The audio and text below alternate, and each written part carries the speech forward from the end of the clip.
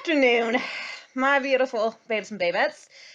I am your resident active advocate, and these next 5 calls to action in the Truth and Reconciliation Commission all have to do with the education of children.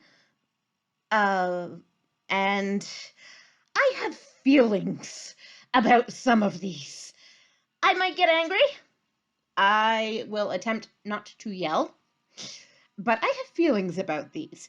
Little bit of background for you just on my own personal life journey. I initially wanted to be a professor of Eastern philosophy. I told my favorite professor in university, watch your ass, old man, I'm going to steal your job one of these days. And he said to me, okay, but could you sit behind a desk for 8.5 hours a day and not talk to anyone? Because that's pretty much what my job boils down to. And I ran screaming for the hills and never considered that as a job perspective again. So that's a thing, but I still want to be an educator to some extent, which is why I started this series. It's not just for my own ego, though, for goodness sake, okay? Especially here with the TRC. This stuff is really important, and if I can be a conduit through which this information gets out to the masses, then I am a very happy little duck. Right? So the next 5, and then also calls to action beyond that, are about education.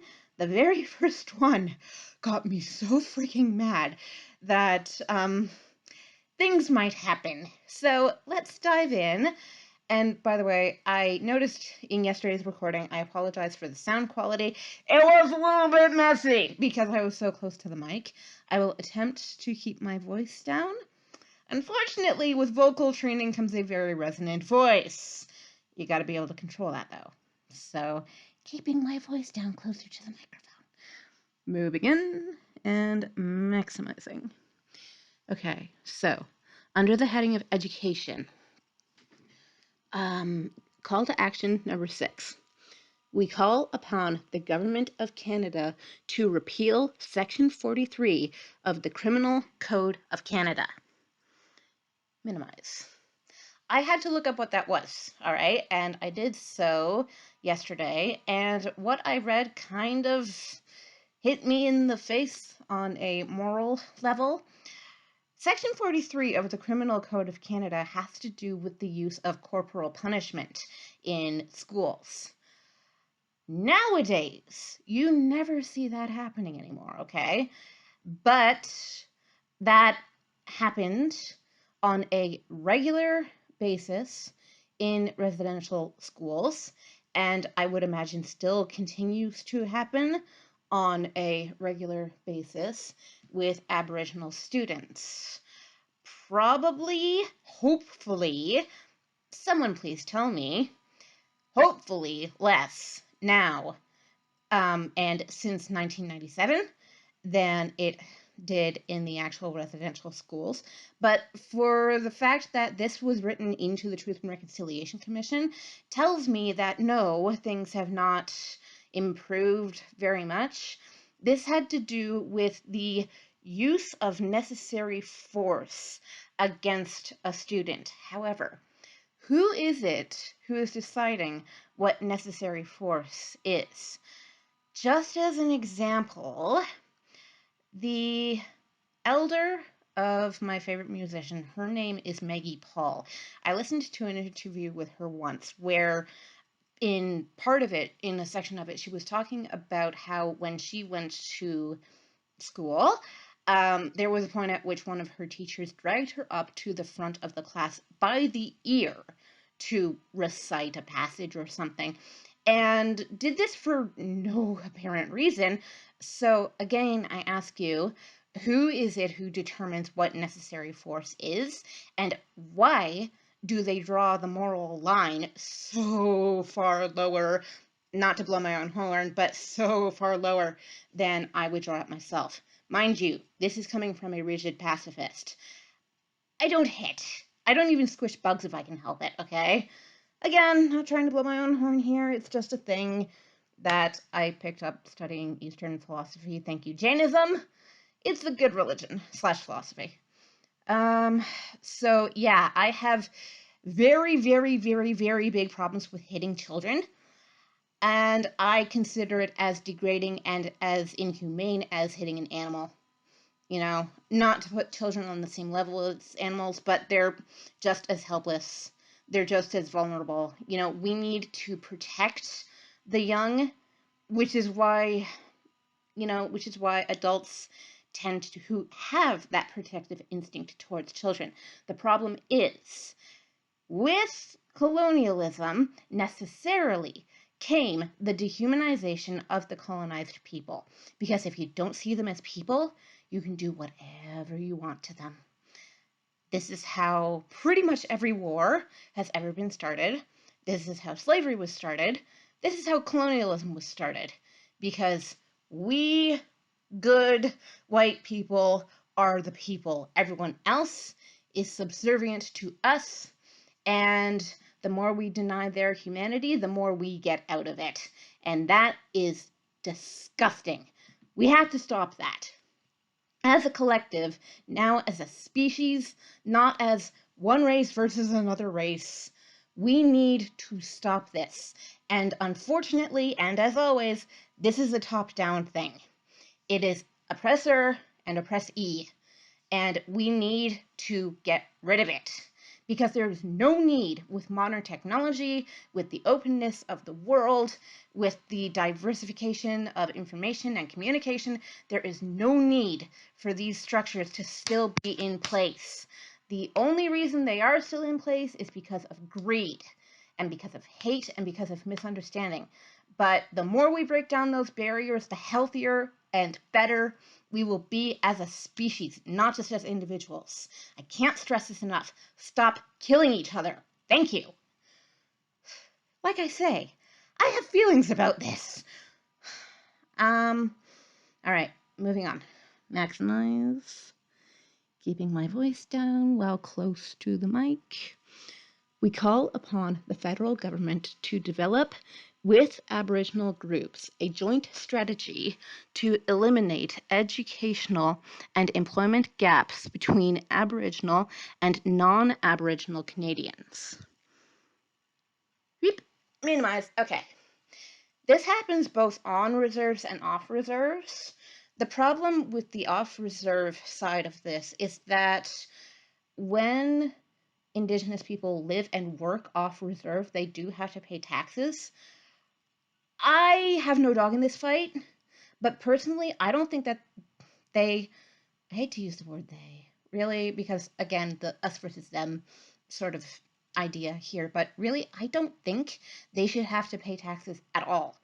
There's not enough of them, I don't think, to keep this country afloat anyway. So, and they were also here first. We also owe them a great deal, and again, can't stress this enough, a great deal of reparation. And where does it hurt the majority power structure to be hit most? Where does it hurt most? In the wallet. You want to get back at them, you hit them in the wallet. So even though I know that I'm only one voice and that this would have to come down from the top, I don't think Indigenous people either on or off reserve should have to pay tax, regardless of where they work, regardless of where they live. But in terms of the on-reserve employment and education, I want to give an example of a reserve very far north in Ontario. It's called Attawapiskat. Go look them up. And a lot of the information I found out about them was not good, not good. You get high school students reading at a 5th grade level up there. And the problem is, yet again, the power structure. I am not the one to say how Indigenous people should structure their own societies, but here's the thing. They have 12 chiefs up there. 12. You need one, as far as I'm aware. And another problem is the federal government of Canada keeps sending money up there, but it keeps disappearing into the pockets of these chiefs, from what I have heard anyway, okay? I don't want to be like, they're doing it wrong, all right? But I don't think money is the issue so much as actual resources and actual information getting into these very remote rural areas. So stop throwing money at the problem and stop throwing apologies into the air if you don't intend to actually do anything about it. Because an apology does not equal, getting rid of history. It doesn't. So do something in terms of actual action rather than just saying, okay, we gave you another $1,000,000, you're on your own. We need to find some way to create more cohesive structures within the reserves as well as off the reserves so that people can actually flourish in terms of the institutions that they're in. So the schools, the workplaces, so on and so forth. But when there is such a gap in education, especially between Aboriginal versus non-Aboriginal children, that's a big problem because education equals opportunity, equals employment, equals, a future. And if people don't have education, they don't have a future. This is why I also advocate for post-secondary being free. Like elementary school and high school in Canada, those are our two tiers. We don't have junior high in between those. Those come before college/university. College is for more applied skills, so like the trades, radio broadcasting, that sort of thing, whereas university is more for the academic side of things. So nursing, being a doctor, writing, lawyering, that kind of thing, right? And we need both of those streams. But the problem with university and college in Canada is that you have to pay out of pocket for it. And I don't think that that should have to be the case for anybody. Like if the Canadian government were to allocate its money in a more substantial way, then this wouldn't be the case for anybody. But this is especially hard on minority groups who already have a dearth of wealth coming into the system at the very start. And that is a historical issue that we need to take steps to undoing, both on and on reserve, as I say, both on and off reserve. Okay, maximize. I hope that this is coming off well, by the way. Like, there's so much about this that I don't know. So, like I have said, if anyone has tips or tricks, if anyone has more knowledge about this than I do, please feel free to speak up. I would greatly appreciate your help. Wonderful people. Thank you. Thank you. All right, number 8. We call upon the federal government to eliminate the discrepancy in federal education funding for First Nations children being educated on reserves and those First Nations children being educated off reserves. Minimize. Okay. Basically, this is an extension of the last issue I was talking about. It all comes down to money, and I hate the world for that. I really do. I am a socialist to the bone, so capitalism and I no longer hang. When money is your issue, it's probably an issue because you don't know what to do with it. So if we were to be more constructive and actually spend money in appropriate ways, I think that a lot of the world's problems would be solved. Military industrial complex. Excuse me. Oh my, little cough. But yeah, we need to. You know what I think of war, okay? I just said I'm a rigid pacifist. You know what I think of war.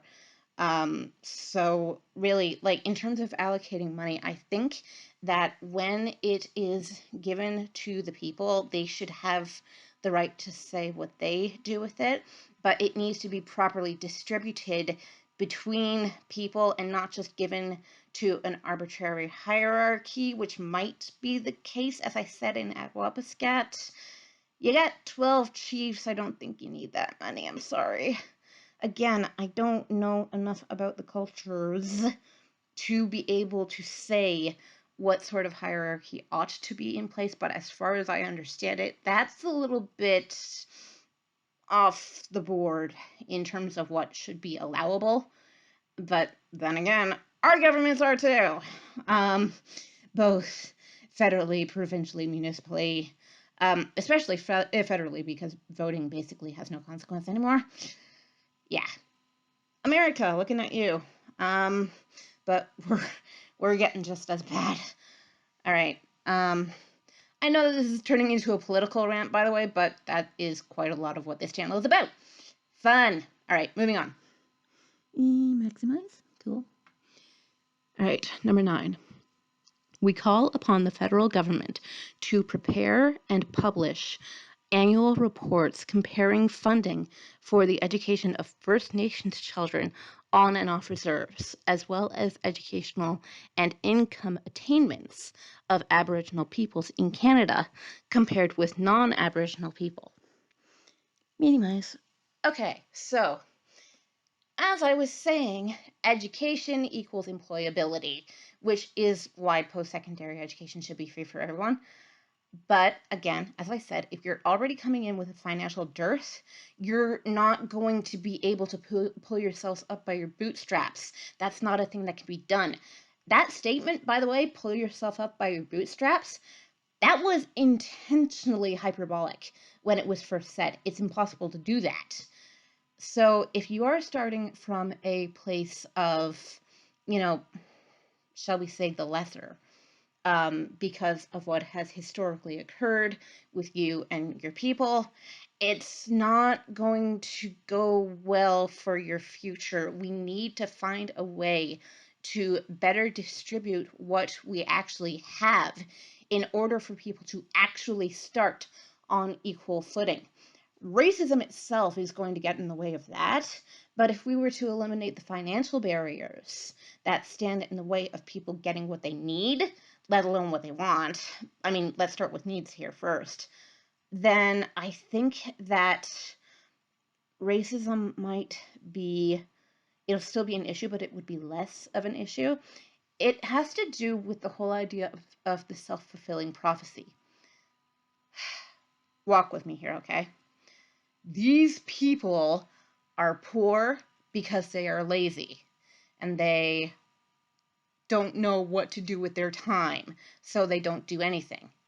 But actually, what it really is that these people have no resources with which to build anything, with which to educate themselves. So what are they going to do? The whole idea of lazy and stupid being comorbid with one another. The only reason why that's a thing is because people don't have a stepping stone from which to get up. The rate of, at least in America, I don't know about Canada, but I imagine that our statistics are comparable. The rate of people, the margin of error for people who are able to work their way out of abject poverty into, financial success is 2% of the population. 2% of the population. That is not a good look for a margin of error, okay? You are statistically almost probably never going to succeed if you start from a place of poverty. I am talking about communism, at least financially. I don't mean socially, okay? I mean an equal distribution to each according to, how does that statement go? From each according to his worth, to each according to his need. Is that how that goes? Look it up. It's a very common saying. But, basically what I'm saying is that we need to distribute things more evenly so that people actually do have a starting place. There needs to be basic minimum income. I'm not talking about minimum wage. I'm talking about a livable wage. This is way worse in America, where their minimum wage is somewhere around, I think it's $7.30, and that hasn't gone up since the 1980s. At least in Canada, we have more than double that as a minimum wage, but we also have a higher standard of living, as far as I'm aware. So unfortunately, the higher the standard of living, the less far your money can go. So the fact that we have a higher minimum wage than America kind of doesn't really matter because it all balances out at the end of the day. What we need is to guarantee basic minimum income, a basic livable wage for everybody, no matter who they are, where they come from, where they start from. We all need the same opportunities. And this especially goes for minority citizens who have not had these opportunities in the past. Okay? So just stick with me here. Because fiscally speaking, I am also a socialist. I wouldn't say I'm necessarily a communist, but I can lean that way if you get me in the right mood. All right, maximize. Beep.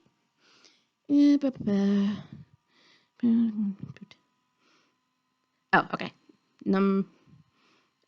Sorry. Okay, cool. Number 10, and this is the last for today.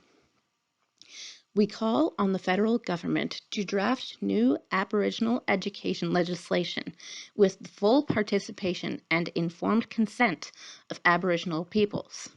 The new legislation would include a commitment to sufficient funding and would incorporate the following principles. 1. Providing sufficient funding to close identified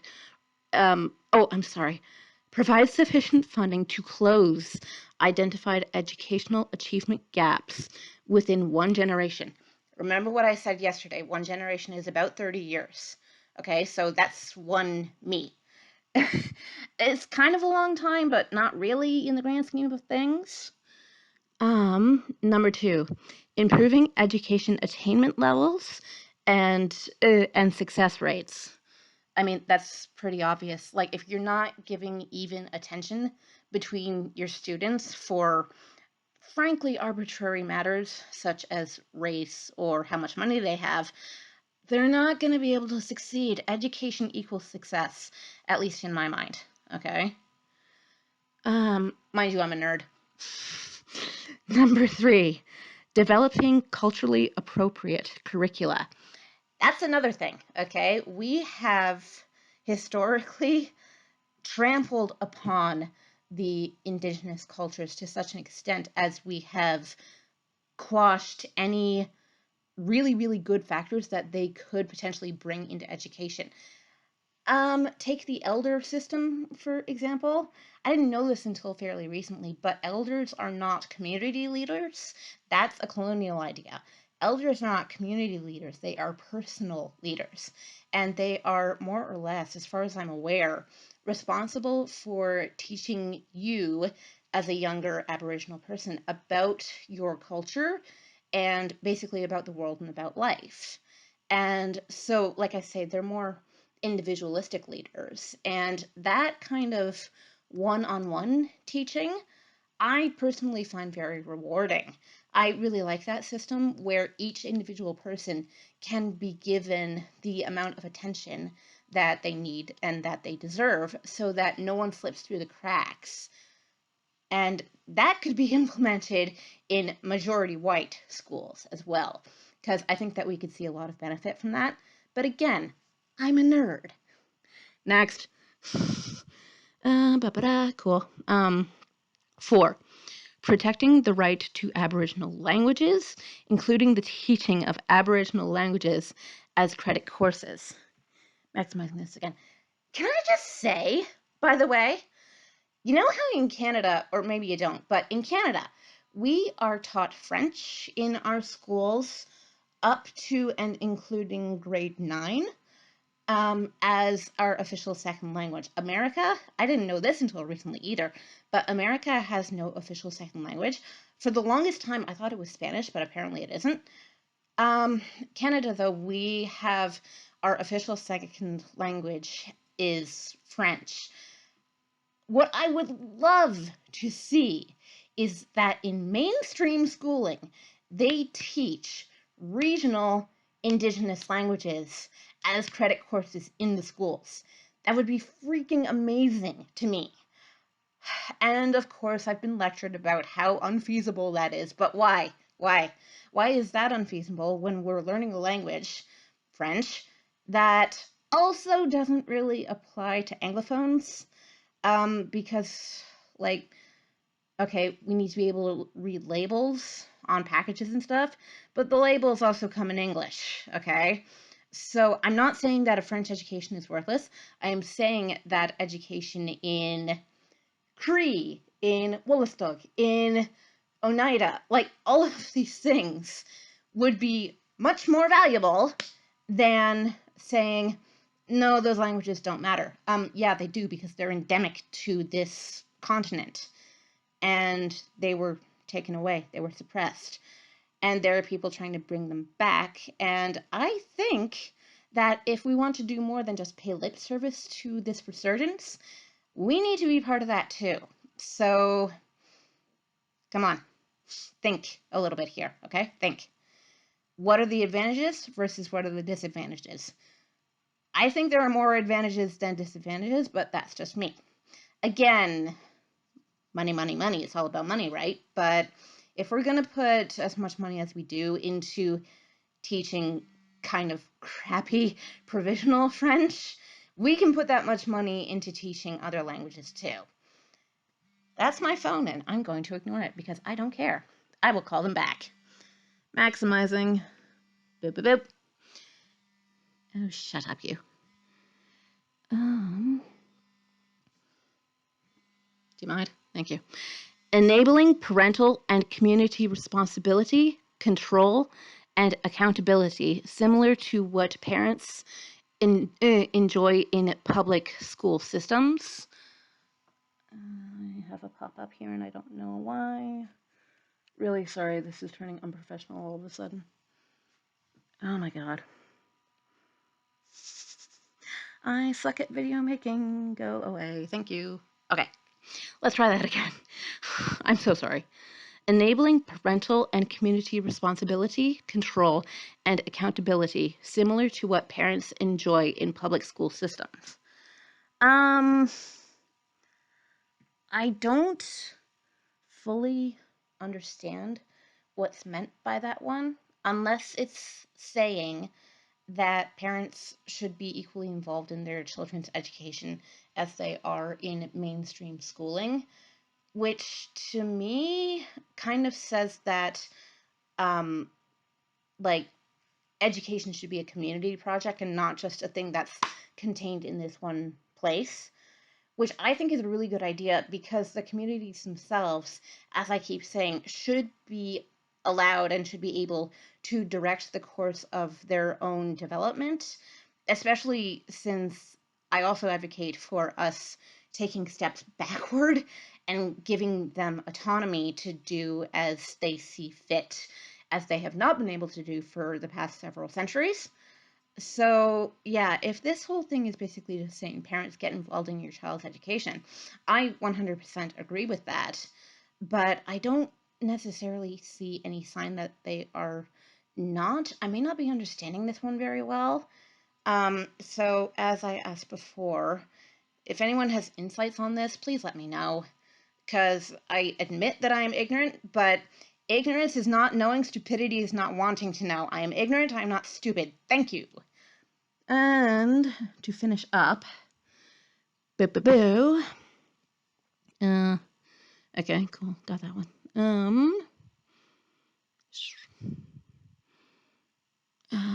Okay. Respecting and honoring treaty relationships. Good gods. Maximizing this. This is the last one. Do you remember how I said that the residential school system completely shattered to pieces gods only know how many treaties? Yeah, that's what this is talking about. We need to bring the treaties back. Treaties do not change, for one thing. For another, treaties need to be honored. We have failed so hard at doing that, and I really don't like that. Because when you make a deal with someone, if you go back on your deal, you're generally considered to be a dishonorable person. Now, level that up to the, national scale. And that's what you get with treaty violations.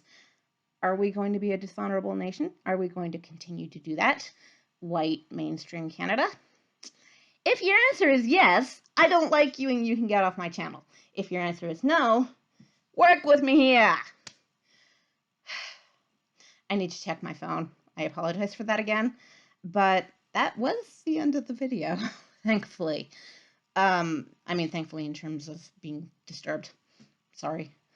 But yeah, basically, we need to be true to our word, for one thing. For another, we need to give people autonomy because it's not going to happen any other way. Reparation cannot happen in any other way other than to say, you are just as valuable as we are. You deserve freedom. Take it, have it. You can have it, and we support you in your endeavor, but we're not going to tell you what to do at the same time. So basically, in terms of authority, back off. In terms of help, come forward. I'm trying, right? And I want to be able to try even harder. Not as a try hard, I don't want a virtue signal. But what I want to do is work with people who actually know what they're doing and see whether we can't make some magic happen. All right, so that was calls to action numbers 6 through 10. And more on education tomorrow because that section did not end there. And I might have some more feelings for you. We'll see. I haven't read them yet. I only read them 5 at a time, just so I don't get overloaded in my head. But yeah. Please read the TRC for yourself, the Truth and Reconciliation Commission. You can find it on Google. I'm sure there's such a lovely PDF as the one that I was very graciously given. And I will talk to y'all tomorrow. Mwah!